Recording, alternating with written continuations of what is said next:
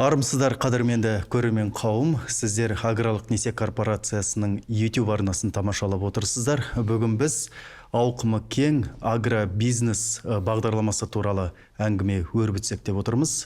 Осы бағытта ой бөлісетін қонақтарымызды таныстыруға рұқсат етіңіздер. Аграрлық несие корпорациясы акционерлік қоғамының аймақтық даму департаментінің менеджері Сапарғали Қосымов және айбат шаруашылығының жетекшісі Мақсат Жұмаханов. Қош келдіңіздер студиямызға. Енді Сапарғали, сізге алғашқы сұрақты қойсам деп отырмын. Біз бұған дейін Кең дала 2 деген бағдарлама туралы осы студия барысында көп әңгіме айттық. Оның былайша айтқанда жіліктеп, әбден талқылап тастадық десек болады. Осы агробизнес сол бағдарламаның бір көлеңкесіне қалып қойғандай күйде болдық. Сондықтан осы олқылықтың орнын толтыру үшін өзіңізді шақырып отырмыз. Яғни ең алдымен агробизнестің артықшылығы, ерекшелігі, шарттары туралы айтып берсеңіз. Жалпы агробизнес бағдарламасы бұл айтқанымызда әмбебап бағдарлама. Ауыл шаруашылығына кез келген бағыт түрі бойынша несие беруге дайынбыз. Бұл техника болсын, мал шаруашылығына болсын, қой шаруашылығы, жалпы барлық бағыттар бойынша несиелендіру жүргіземіз. Қазір кезде несие 22-75% беріледі. 16-75% мемлекет тарапынан субсидияланып, яғни соңғы фермерге 6% несие төлейтін болады. Несие максималды 10 жылға дейін беріледі. Сонымен қатар айналым қорын толықтыруға да несиелендіру қарастырылған. Бұл яғни жем-шөп болмаса басқа да бір керекті жарақтарыңыз болса, айналым қорын толықтыратын оларды біз 4 жылға шейін беруге дайынбыз. Несие жалпы максималды инвест жоба болса 7 миллиард теңгеге дейін, ал қалған бағыттар бойынша 5 миллиард теңгеге шейін бізде максималды сома беру мүмкіндігі бар. Яғни басты ерекшелігі әмбебаптығы дейсіз ғой, иә? Әмбебаптығы, сонымен қатар бұл бағдарлама субсидиялатын болғандықтан қазіргі кезде 6%-бен алу, мен ойымша, халық үшін, жалпы фермер үшін өте қолайлы жасалған жағдай деп ойлаймын несие алуға. Мәселен, жаңа өзіңіз атап көрсеткен бағыттар, иә? Тек ауыл шаруашылығы, мысалы, ауылда ол бизнес болу керек пе? Мысалы, біреу ауылда шаш тараз ашуы мүмкін, біреу жаңа кондитерлік өнімдер шығаратын цех ашуы мүмкін деген сияқты. Жалпы айтып отқандай, алдында айтқандай әмбебап бағдарлама, бірақ тек қана ауыл шаруашылық бизнес түрлеріне ғана. Яғни бұл ауылдық жерде орналасқанымен ол жақта шаш тараз ашуға болмаса басқа да бір ауыл шаруашылығына қатысты емес бизнес түрлерін ашуға мүмкіндік берілмейді. Бұл жақта тек қана ауыл шаруашылық тауарын өндіруге, болмаса соны жинауға, жинаған дақылдарды көмектесу үшін, мысалы, жанармай алуымызға осы бағдарлама аясында алуға болады, ал басқа бизнес түрлерге берілмейді. Түсінікті. Мақсат мырза, сіз жаңағы осы әңгімеге дайындық барысында малмен айналсам деп айттыңыз, иә? Енді осы ретте өзіңіздің шаруашылығыңызды таныстырып өтсеңіз, сосын біздің мына спикерімізге сұрақтарыңыз болса. Жалпы таныстырмас бұрын бір сұрақ бола ма, Сапарғали? Ауыл шаруашылығына ағаш өсіруі кіре ме? Лесной питомник дейміз ғой, орман. Жалпы иә, бау-бақшаларды кіреді ғой, иә? Кіреді. Онда сұрақтар көбейеді екен. Иә. Жалпы біз ауыл шаруашылығына малмен 14 жылдан бері айналысып келеміз, 10 жылдан асты. 18 жылы 20 адамның басын құрап, кооператив құрып алғанбыз. Жемдеу бағытында аткорм сиырлар. Оның бәрі қазір ол адамдардың бәрі кредит несиелерін бәрін жауып 6%-бен аламыз. Корпорациямен жұмыс тәжірибеңіз бар ғой? Иә, бар, иә. Ол адамдардың бәрі қазір нелерін бәрін жапты, уже төлеп саған. Біраз уақыт өтті. Қалай жұмысыңызға жалпы пайдасы тиді ме? Жұмысқа тиді, 6%-бен жақсы бәріне. Сол кезде 6% болған, иә. Ендігі жоспарыңыз? Ендігі жоспар енді қалмақ сиырын көрсек па деген, осы ненің бағдарламаны аясында пайдаланып сұрақтарын қойып алсам деген. Қалмақ сиырына жалпы қызығушылық артып отыр өз басымда. Ыстыққа да, суыққа да төзімді ет бағытында деп естіп жатырмын. Сол жағы қалай болады екен, қалай алсақ болады. Жаңа сіз тауар айтып өттіңіз, 7 миллиардқа алуға болады. Ол енді залогтың көлеміне қарай шығар, иә?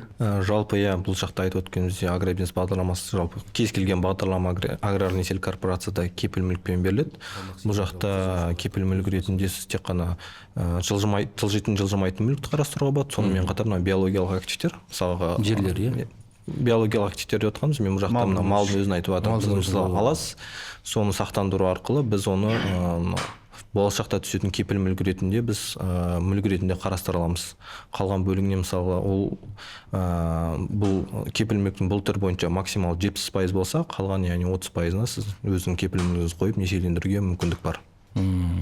Жалпы мен мысалы қалмақ серін алу үшін қазір өзімде бар немде тіркелген малдарды қоя аламын залогқа, дұрыс па? Кепілдікке. Жалпы қарастыруға болады. Қазір енді бізде жылқыда, сиырда, қойда бар. Жоқта талаптар бар, енді асыл тұқымды болу керек қой, барлығында сізде паспорттарыңыз болу керек, бар. куәліктері болу қажет. Сырғалары болу керек. Онан кейін ол жалпы Қазақстан бойынша болады ғой, қай жерде ұстасаң да өзің білесің.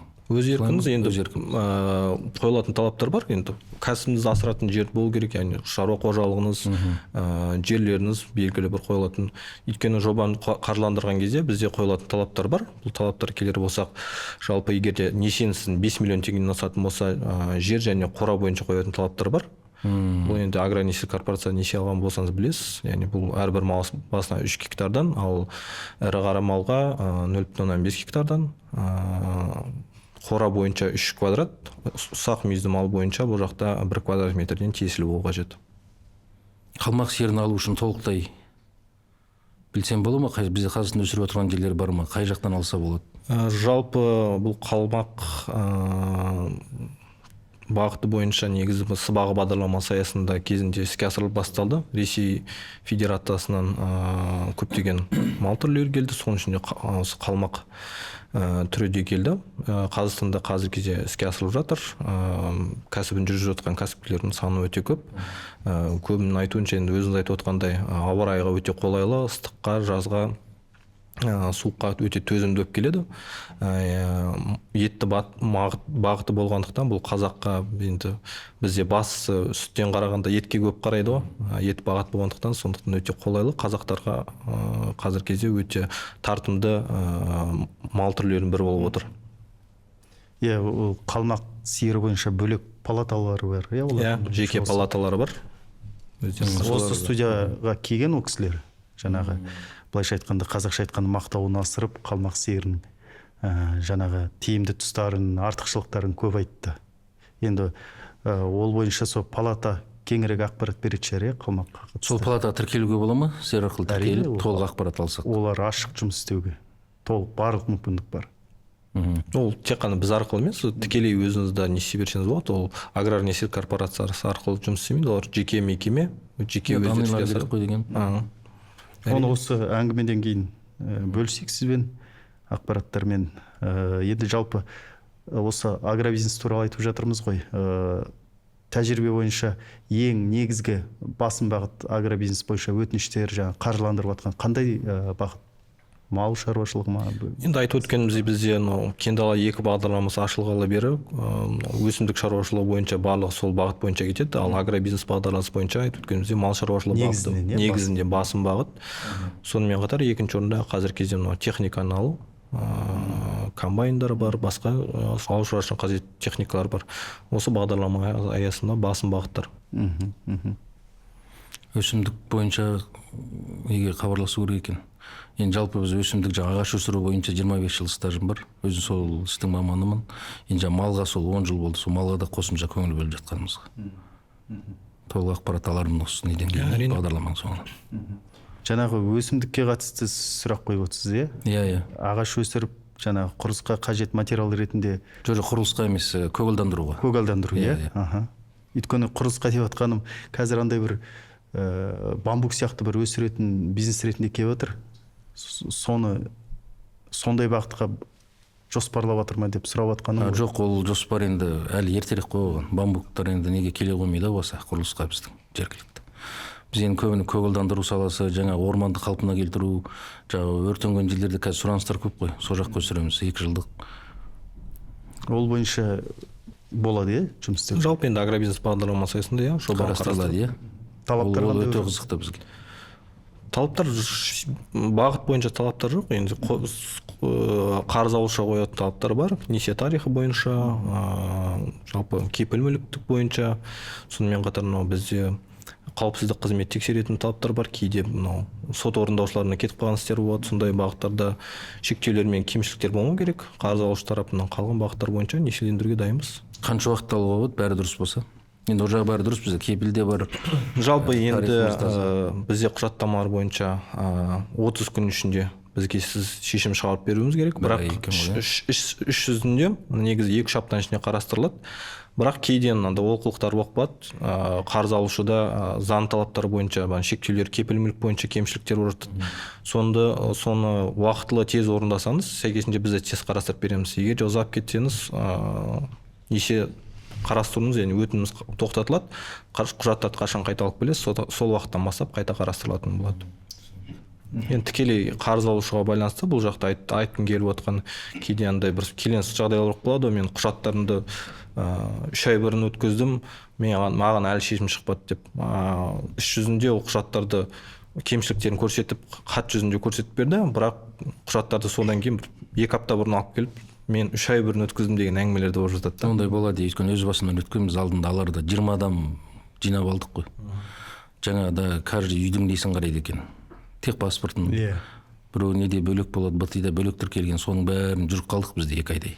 Ол енді таза өз кінәміз болды. Оны толық өткізгеннен кейін бір жұмада алғанбыз, бірақ. Ондай болса жақсы. Яғни құжаттың дұрыстығы бәрі дәлелденіп жатса, 1 аптаның ішінде өтінім мақұлданады, 2-3 аптаның ішінде. 2-3 аптаның ішінде. Мақсат мырза, сіз айтып отырсыз, мысалы ең бастапқыда жаңағы малға қаражат алғаныңызды. Сол мерзімнен бері, мысалы 2014-тен бері жаңағы шаруаны реттеуге, алға жылжытуға жүгінбеген болып тұрсыз ғой, Онан кейін ба? Онан кейін алмадық, Онан кейін әркім өз бетінше өсіріп кетті малдарын. Яғни жұмыс жүріп кетті ғой. Жұмыс жүріп кетті, Аллаға шүкір, біраз малдың басы бар қазір бізде де. Енді сол қалмақ қызықты болып тұр ғой. Қалмақты алсақ. Оны мен неге сұрап отырмын, өйткені өзім осы кең дала 2 бағдарламасы іске қосылғаннан кейін, жаңағы өтінім қабылдау, қаржыландыру басталғаннан кейін, жаңағы әлеуметтік желіге өзім жаңағы жаңалық ретінде бөлістім де, осындай талаптары бар екен, осындай шарттары бар екен, жеңілдіктері бар екен деп айтып жатсам, көптеген адамдар 1000-нан аса пікір жазылды да жаңағы жерде маған. Қайдан аламыз, қалай аламыз, анық осындай жеңілдіктер бар ма деп.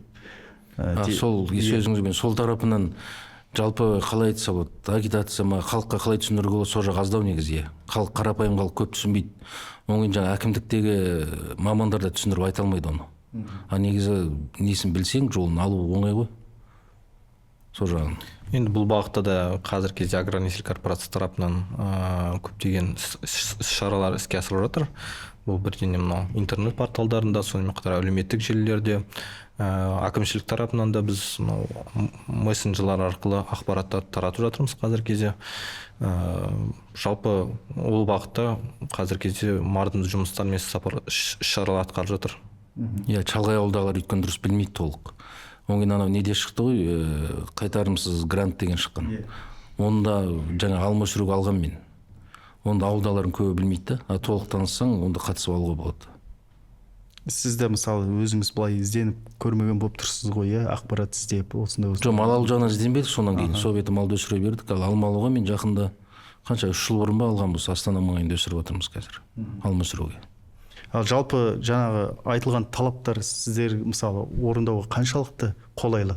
Қолайлы болғанда жаңа ең бастысы кіретін история таза болу керек қой. Онан кейін кепілдік жарап саласың, сол жағын түсіндіру керек та халыққа негізі. Ол жерден бұл кісілердің кінәсі жоқ қой. Әркім өзіне жауап береді. Онан кейін жаңа коллективпен жұмыс істегеннен гөрі жеке алған жақсы әр адам. 20 адам жинап, әр адам бәріңдікі дұрыс емес қой. Кооперация ғой. Уақыт қалады, кооперациядан көрі. Ал жалпы жаңа кепілдікке қатысты қандай мысалы негізгі ерекшеліктер? Кемшіліктерді айтасыз ба, қандай кететін? Кепілге қаншалықты өзекті жалпы? Өте өзекті. Мысалы біз қарастыратын жобаны қателеспесем, мысалы 10 жоба қарастырсақ, соның 6-10-да заң талаптары бойынша, құжаттары бойынша кемшіліктер бар. Бұл көбінесе елдер соны 1 айлап, 2 айлап жөндеп жүреді. Өйткені төлем құжаттарында басқа ақпарат, екінші құжатта басқа ақпарат. Енді екеуін бір-бірімен салыстырған кезінде біріне сай келмейді. Осыны жөндеу бағыты бойынша адамдар көптеген уақыттан жұмсайды. яғни бұл да енді кейбір кезде халықтан да кеткен кемшіліктер ғой, кезінде дұрыс қарамаған, құжаттарды не істеп жатқан кезде қол қоя салған дегендей осындай бағыттар бар. Енді қазіргі кезде енді халықтың жалпы білім деңгейі артып, қазіргі кезде бұны да былайша айтқан кезде жалпы саны кеміп келе жатыр. Бұл да бір қуантарлық жайттардың бірі. Сіз жаңа өзіңіз айтып өттіңіз, басыңыздан өткен жағдай ғой, кепілдікке қатысты үйіңіздің құжаттары дұрыс болмады, көбіне техпаспорт жаңағы ескі болады. Оны ауыстыру үшін соңғы тапсырасың. Олардың өздерінің положениелері бар. 10 күн күту керек техпаспорт шығу үшін. Сол сияқты ғой, әрбір қағаз. Сонымен уақыт кетіп қалады ғой. Сапарәлі мырза, мына Кең дала 2-де жаңағы басты ерекшелік ол мына кепіл мәселесіне қатысты болып отыр ғой. Яғни даму кәсіпкерлікті қолдау қоры өздері 85% ұмытпасам, кепілдендіретін. Агробизнесте осындай жаңашылдықтар жоспарланып отқан жоқ па? Жалпы қазіргі кезде даму тарапынан үлкенді қарқынды жұмыстар жүргізіп жатырмыз. Кең дала 2 бағдарламасы бойынша, агробизнес бағдарламасы бойынша қазіргі кезде келіссөздер жүргізіп жатырмыз, бірақ ауыз толтырып мынандай қазір болады деп ондай жағдайда ақпарат жоқ, өкінішке орай. Жалпы Мақсат мырза, осы кепіл мәселесі сіз үшін қаншалықты өзекті? Бұны неге сұрап отырмын? Өйткені біз өткен жолы солтүстік өңірлерге осы жұмыс бойынша сапарға бардық. Сол кезде бір жігіт мысалы Кең дала 2 бойынша жаңағы өтінім беріп, онысы мақұлданды. Ол жігіт айтып отыр, біз 90 жылдан бері жұмыс істеп келеміз, әкем бастаған бұл жұмысты. Бірінші рет өмірінде жаңағы аграрлық несие корпорациясына жүгініп отыр екен. Неге? Өйткені жаңағы кепіл мәселесі кедергі болып келгенде, енді естіп жаңағы не өтінішін беріп, ұмытпасам 21 миллион теңге жаңағы көктемгі егістік жұмысына алып отыр ол кісі. Оған дейін жаңағы кепіл мәселесі қол қойылып болып келген. Осы мәселе сіз үшін қаншалықты өзекті шаруа ретінде? Шаруа ретінде болғанда енді қалай айтсам болады. Кепілің болса, солай жұмыс істеген жақсы 6%-бен. Әрбір адамға ол. Енді бұлай прямой банктен барып 20-25%-бен алғаннан көрі бұл өте тиімді. Және бұл жақта бір тиімдісі не бар ғой? Жарты жылға сіздерде мал болса жеңілдік мерзімдері бар. Сол өте тиімді негізі. Агробизнес бағдарламасы аясында жеңілдік мерзім 2 жылға дейін қарастырылған. Яғни алғашқы 2 жылда сіз несиеңізді өтемейсіз. Белгілі уақыт өтеді, енді өзіңіздің ыңғайыңызға қарай таңдайсыз ғой. Сол уақыт өткеннен кейін, яғни сізге төлемдеріңіз қойып береді. Яғни сізге белгілі уақыт аралығында кәсібіңізді аяққа тұрғызуға уақыт беріледі. Бұл өте тиімді бағдарлама, бірақ енді көбінде шалғай ауылдарда жаңағы кепіл мәселесі қиындау сол. Жаңағы документ жоқ болып қалады. Біз ауылдардан жалпы алады ғой үйлерді. Жалпы аграрлық несие корпорациясы 2-ші деңгейлі банктерге қарағанда біз ауылдық мекендерде орналасқан кепіл мүліктерді аламыз. Сонымен қатар мынау айтып жатады ғой, кірпіштен жасалынған, неден жасалынған деген ондай қарастырмайды. Барлық кепіл мүлікті қарастыруға дайынбыз. Шалғайлығына орналасқанына байланысты емес, барлығына. Қалай бағалауына байланысты? Бағалауына байланысты. Тәуелсіз оценщиктер бағалайды, сол арқылы біз өзіміз кепіл мүлікке қабылдаймыз. Халыққа өте тиімді бағдарлама негізі. Соны түсіндіру жағы керек қой. Халыққа көбіне түсіндіру керек. Сосын Кең далада жақсы бір тұсы, мынау субсидия мәселесі бір жолы шешілген болып тұр ғой, осы уақытқа дейін біз білеміз. Жаңағы 20 неше пайызбен берілгенімен, оның жаңа шаруаны төлейтін 5-6% деңгейінде болады да, қалғанын өзіне субсидия ретінде қайтады. Осы мәселе, осы механизм көп сұрақ туғызып келді. Енді Кең дала 2-де бұл өздігінен шешілді десек те болады. Агробизнесте алдағы уақытта осындай бір жеңілдіктер қарастырыла ма? Қазір мемлекет тарапымен, сонымен қатар аграрлық несие корпорациясы арасында келіссөздер жүргізіп жатыр. Осы Кең дала 2 бағдарламасындағы практиканы агробизнес бағдарламасына да үйлестіру жоспарда бар. Бірақ енді қазіргі кезде мына уақыт аралығында бұл іске асады деп өкінішке орай айта алмаймын. Жалпы қазіргі кезде сондай жұмыстар жүргізіліп жатыр. 2009-да тоқтатылады деген сыбыстар бар. Оған не дейсіз? Не жайлы? Субсидия жағы. 2029-да. Енді бұл несиелендіру бағыты бойынша егер сондай бағытта көшіп жатсақ, агробизнес бағдарламасы аясында біз тікелей 5%-бен қаржыландыруға енді сол үшін жұмыстар жүргізіп жатырмыз. Сіз айтып отқан субсидияларыңыз бұл инвестициялық субсидияларға бұларды малға байланысты. Малға байланысты бұны кейіне қарастырып басқа бағытта басқа түрде үйлестіретін болады. Басқа да болып өзгереді. Сіз субсидия аласыз ба? Субсидия мен бүгін ғана 500 бас саны ет бағыттағы қойларға алған, бүгін ғана тіркедім бәрін, сырғасын түгел. Алдағы уақытта аласыз? Алдағы уақытта аламыз, күтеміз ғой, көктемде ме екен. Енді бюджетке байланысты ол жақта да бұл жақта шыны керек аграрлық несие корпорациясының қолында тұрған ешнәрсе жоқ. Субсидияны үйлестіретін бұл жақта ауыл шаруашылығы басқармасы, сонымен қатар ауыл шаруашылығы министрлігі, мүмкін әрбір облыс, әрбір облысында кілтипанда осы жерде болып тұр ғой, әрбір облыстың өзінің бюджеті бар қарастырылған, сәйкесінде соған байланысты өтімдерді қарастырады. Енді қазіргі кезде мынау халық арасында субсидия жоқ дегенді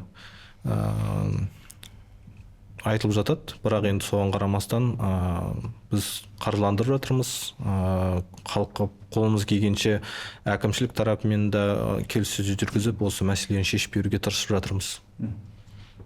Бұл жерде Мақсат мырза түсіндіргенде жаңағы кең дала 2 бағдарламасы бойынша 5%-ның ішіне 5% үстеме ақымен беріп тұр ғой, несиені көрдіңіз ба?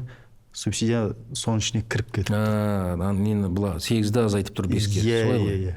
Ол да жеңіл. Бұған дейін жаңағы кілтипан сол болды, мысалы ақшаны бір орган береді, субсидияны бір орган береді, жаңағы өңірі береді. Сол екі аралықта жаңағыдай мәселе туындап отырды ғой қайта-қайта. Солай шешіп салған жақсы ғой, 5% мен 8 дегенше. Оны кейін сол бағытта енді жұмыс жүргізіп жатырмыз. Қаншадан переживать етіп кетеді ғой. Мына жерде пайыздық ставканы төмендетіп отыр. Сол жақсы. Бәрі соның ішіне кіріп кетіп отыр, көрдіңіз бе? Ол жақсы екен, Енді жаңағы тиімділігін, шарттарын, жеңілдіктерін бәрін айтып отырмыз. Алдағы уақытта осы әңгіме барысында бәлкім сізде осы агробизнес бойынша мекен, басқа да бағдарлама бойынша мекен несие алуға қатысты жоспар пайда болған шығар. Жоспар пайда болса, перечіндерін алсақ, қарасақ деп ойлап отырмын ғой, шыққаннан кейін енді. Біздің әлеуметтік желілерде, болмаса біздің ресми сайтымызда тиісті құжаттар тізімі көрсетілген, әр бағдарлама бойынша жүктеп арқылы құжаттарды жинақтап біздің филиалдарға өткізсеңіздер болады. Сонымен қатар филиал мекен-жайларда біздің ресми сайтта тіркелген, сол жақтан қарасаңыздар болады. Бізге өте қызықты, сол мал бағыты мен жаңағы бау-бақша қарастырайық. Неге бау-бақшаға қызығып отырсыздар? Неліктен? Сіз осы облыста жасырып отырсыз ба бау-бақшаны? Бау-бақша, жалпы Қазақстан бойынша көбіне осы Алматы, Астана, Алматы облыстар соның кейін. Не егесіздер? Не өсіресіздер? Көбіне ағаштар біздікі. Ағаш. Қарағай, қайың. Ол нарық жалпы қаншалықты сіздерге тиімді? Енді тиімді болғанда өзі президентіміздің айтқан 2 миллиард ағашы бар, оның бәрін толтыру. Енді қазір бізде ағаш жағы жеткіліксіз ғой, Ресейден аламыз деген сияқты. Сол үшін лесной питомник қызығып отырғаным сол. Жалпы Астанадан алыс емес, 30 шақырым жерде өзіміздің неміз бар, тұқымбақ жаңағы лесной питомник. Основном негізгі направление сол біздік. Сосын жаңағы мал қосымша екеуі. Жалпы қазіргі кезде сонымен қатар мынау шешімдерді шығару, өтімдерді қабылдату, оңтайландыру мақсатында бізде агронесие порталы іске қосылған. Сонда да өтімдерді онлайн қабылдау жүйесі іске қосылды. Бұл жақта онлайн, яғни өтімдерді онлайн беріп, шешіміңізді, яғни құжаттарыңызды бәрін сол жаққа тіркеп, сізге, яғни фермерлерге жеңілдік ретінде қазіргі кезде осындай платформаны іске асырып отырмыз. Қазіргі кезде осы агробизнес бағдарламасын осы жүйеге қосу жоспарда бар, жақын арада іске асырып, біздің әлеуметтік желілерде, ресми сайтымызда хабарландырулар болады, сол жақтан білуге болатын болады. Сосын Сапарғали мырза, мысалы, мына Мақсат мырза айтып отыр ғой, мал бағытында жоспарлар бар, малмен айналысып жатырмыз деп. Осы өткен жолғы хабарларымыздың бірінде бізге мына сақтандыру компаниясының өкілдері келген болатын. Яғни жаңағы агробизнеске қатысу үшін де малдар сақтандырылған болу керек қой, талап бар ғой да сондай. Егер де бұл жақта сақтандыру деп дұрыс түсіну керек. Егер де сіз малды кепіл мүлік ретінде қоятын болсаңыз, міндетті түрде сақтандыру қажет боласыз. Егер де біз малды алып жатсаңыз, біз қосымшасыге не ретінде оны қоймаймыз. Уәкілетті орган шешім бойынша ғана ондай талаптар қойылуы мүмкін. Жалпы практика жүзінде ондай жоқ. Міндетті емес, яғни. Тек қана кепіл мүлік ретінде ұсынылатын болса, сақтандыру қойылады. Бірақ бұл сақтандыруда дұрыс түсіну керек. Бұл көптеген жағдайлар болып жатады, ауру болып жатады, су тасқыны болып жатады, малдар қырылып жатады. Бұл да фермерлерге бір жағынан бір көмек ретінде. Бұл жақта қазіргі кезде де мынау төленетін төлемді мемлекет тарапынан субсидиялау да қарастырылған. Бұл да бірден бір көмек. Егер ертең малыңыз бір қырылып қалып жатса, өтінім беріп, ақшаңыз қайтаруға мүмкіндік бар. Мынандай бір сұрақ туындап отыр. Жаңа онлайн заявка қабылдау басталады деп отырсыз ғой. Соны онлайн мынандай платформа ашу болмай ма? Логистика ма, мысалы Қазақстан бойынша жаңа кукуруз алды, ол өтпей жатыр. Мен өзім Жаркентке барғанда көрдім. Границаның жанына прям үйіп қойған, баға түсіп кетті деп. Ал мына жақта жаңағы молочка фермалар кукуруз таппай жатыр силос жасауға. Соны бір-бірімен байланыстыратын бір не ашса бола ма? Мысалы Каспийдегі сияқты ма, Каспий магазин сияқты қылып па, жалпы соны қолға алмайсыздар деген ғой. Жалпы қараңыз, ол сіздің кәсібіңіз болғандықтан біз сіздің кәсібіңізге иелік ете алмаймыз. Біз тек қана өз бағытымыздан бізге несиелендіру береміз. Жоспарыңызды, яғни кәсібіңізді іске асыру үшін қаржы береміз. Ал тікелей оны іске асыру, кәсібіңізді арға дөңгелетіп кету, ол сіздің жауапкершілігіңіз. Біз сіздің жауапкершілік бағытыңызға кіре алмаймыз. Егер ертең ондай жағдайлар болатын болса, ертең жауапкершіліктен қашу деген болады. Егер мен аграрлық несиелік корпорация маған осындай бағыттар бойынша келісімшарттар жасап берді, қазіргі кезде орындалмай жатыр деген, біз өзіміздің мойнымызға несиелендіру ала алмаймыз сондай жауапкершілік. Жеке адамға ашу керек екен ғой солай. Сапарғали мырза, жыл аяқталып жатыр ғой енді. Биылдық агробизнес бойынша қанша жоба қаржыландырылды? Келер жылға жоспар қандай? Жалпы бұл жылға біз 140 миллиардтай теңге агробизнес бағдарламасы аясында несиелендіру жүргіздік. Келер жылға енді жалпы Кендала 2 агробизнес бағдарламасы бар. Жалпы шамамен 600 миллиард теңгеге жуық біз несиелендіру жүргізетін жоспар бар. Естідіңіз ғой, Мақсат мырза, 600 миллиардтан енді жеңілдетілген. Соған тілектеспіз, алуыңызға жұмыс істеңіздер, өтінім беріңіздер. Міне, мамандар дайын өтініштеріңізді қарастыруға. Рахметке. Олай болса, Сапарғали, Мақсат мырза, сіздерге уақыт тауып хабарымызға қатысқандарыңызға алғыс айтамыз. Осы әңгіме барысында көтерілген мәселелердің барлығы оң шешімін тапсын деп тілек білдіреміз. Рахмет. Әмин. Сізге де рахмет. Қадірменді көрермен қауым, сіздер аграрлық несие корпорациясының YouTube арнасын тамашаладыңыздар. Келесі көріскенше аман сау болыңыздар.